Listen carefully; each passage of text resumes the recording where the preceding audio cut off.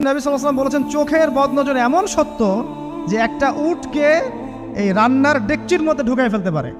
মানে একটা উট খুব সুন্দর ভালো, আপনি দেখছেন মাশাআল্লাহ বলেন নাই, নজর লেগেছে, উটটা মারা গেছে দেন তারপর তাকে জবাই করে খেয়ে ফেলতে হয়েছে। একজন সাহাবী গোসল করছিলেন, গোসল, এটা হাদিস সহিহ, এই আলেম ওলামা যারা আছেন তারা জানেন যে এই হাদিস সহিহ।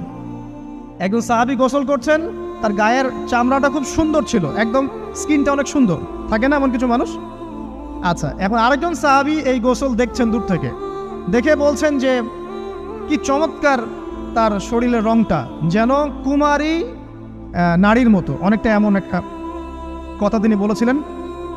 সাথে সাথে এই সাহাবী অজ্ঞান হয়ে পড়ে গেছে। কোন সাহাবী? যিনি গোসল করছিলেন। এটার আপনি কোনো ব্যাখ্যা দিতে পারবেন না, তো এখানে কোনো সায়েন্স দিয়ে বা মেডিকেল সায়েন্স দিয়ে আপনি কোনো ব্যাখ্যা করতে পারবেন না। একটা ব্যাখ্যা দিতে পারেন, কিন্তু কেন সেটা হলো সেটা আপনি অ্যান্সার খুঁজে পাবেন না।